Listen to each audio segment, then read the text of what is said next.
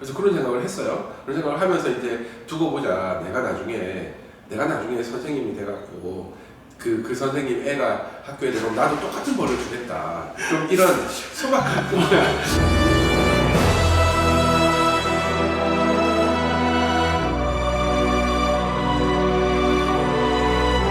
안녕하세요, 순건쌤입니다. 오늘은 즐겁탐구, 슬기로운 탐구 생활의 직업탐구편, 교사편을 한번 촬영해 보도록 하겠습니다. 그래서 오늘 저번에 우리 스포츠 과학편에 출연해 주셨던 이기로 선생님 모시고 하도록 하겠습니다. 반갑습니다.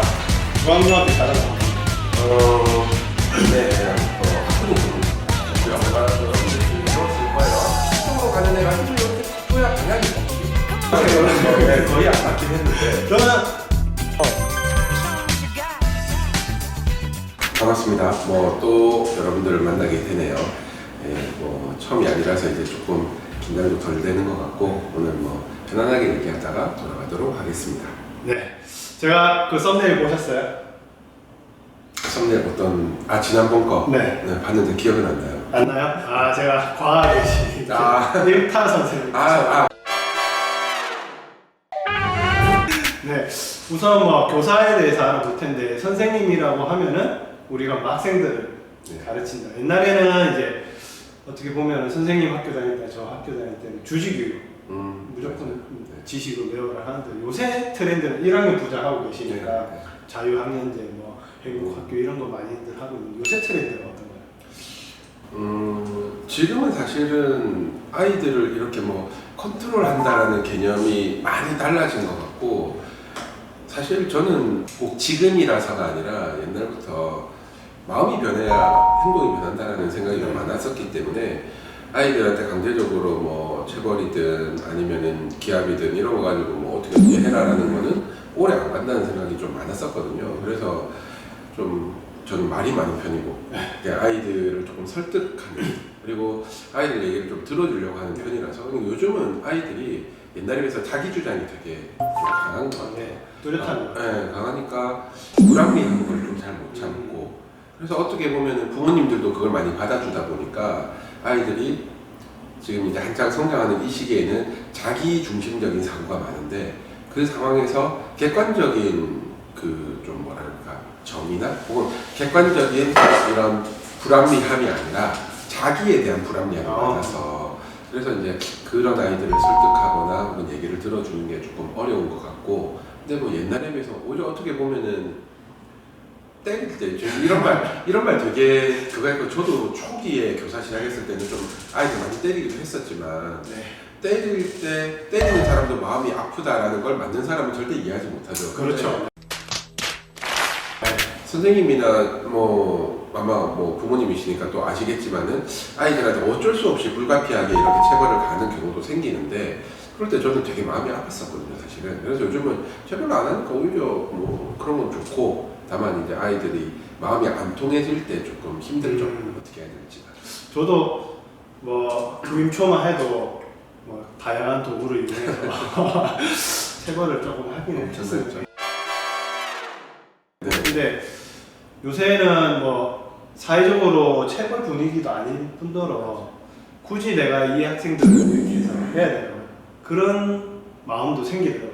뭐 저도 애들 키우지만 저는 우리 애들 체벌을 아직 해본 적은 없는데 부모님도 안 하는 체벌 내가 왜 해서 애들을 교육시켜야 되나 이런 생각도 들고 그래서 저도 요새는 또 말이 많아지고 무조건 규정에 있어.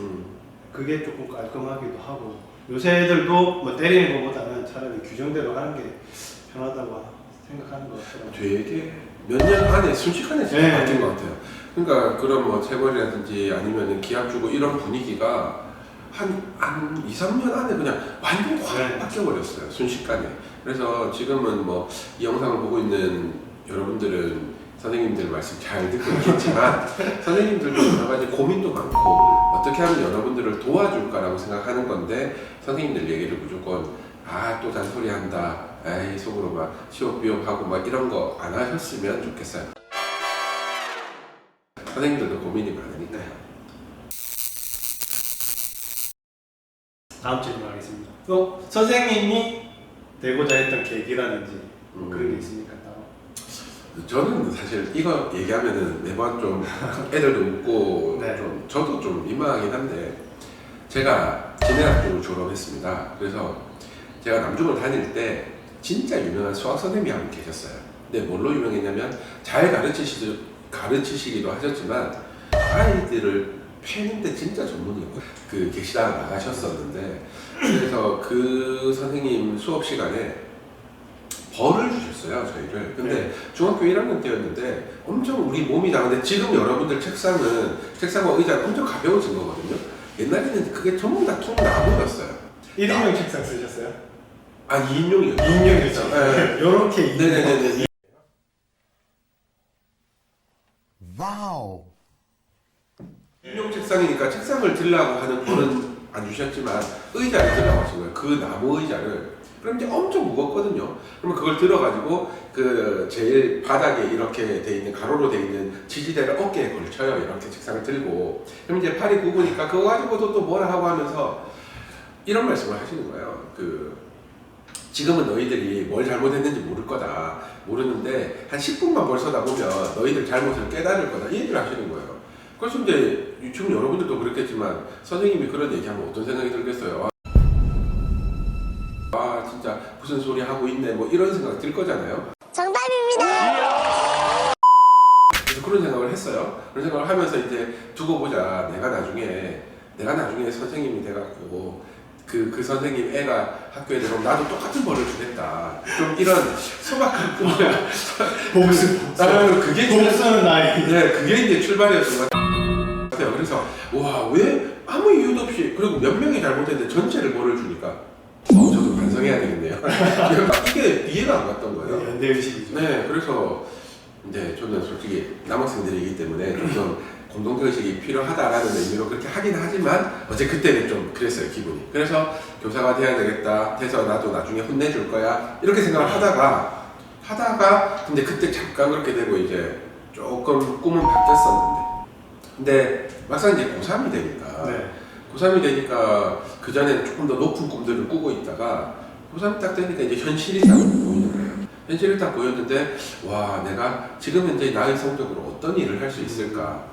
지금 여러분들은 저도 1학년 담임을 하고 있지만 1학년 학생들 주제 선택이니 뭐니 여러 개 많이 하잖아요. 네. 해서 계기를 만들어 주려고 저희가 노력을 해요. 그렇죠. 선생님들이. 네. 근데 그때만 해도 그런 게 아무것도 없었고 진짜 고3 때 시험 딱 치면은 그 성적 가지고 거의 대부분의 아이들이 그랬어요. 그 성적 가지고 대학을 가는 거예요. 그렇죠. 배치표가 네, 있어요. 적성 이런 것도 네. 없어요. 수업 그런 거 없이 치고 나면은 배치표. 네. 그 성적 가지고 이제 가려고 하니까 고민이 좀 됐어요. 내 성적 안에서 갈 수 있는 데가 어디가 있을까? 그러다가 이제 옛날에 꿈이 생각이 났던 거예요. 근데 그때는 사실 처음에 중학교 때는 진짜 뭐 복수식 이런 중학생의 아직 여물지 못한 생각들이었지만은 근데 그때 딱 고3 때 생각을 시작하면서 그래 친구들한테 얘기하는 것도 좋아하고 가르쳐 주는 것도 좋아했고 이렇게 됐으니까 교사도 나쁘지 않을 것 같다라는 생각을 하게 됐고 사실 처음 출발은 초등학교 선생님을 하고 싶었어요. 교대. 네, 교대를 가고 싶었는데 그때 저도 참 귀가 되게 가벼웠던 게 교대를 가고 싶었는데 친구가 같이 막 이제 진로에 대한 얘기를 하다가 코딱지로 가냐.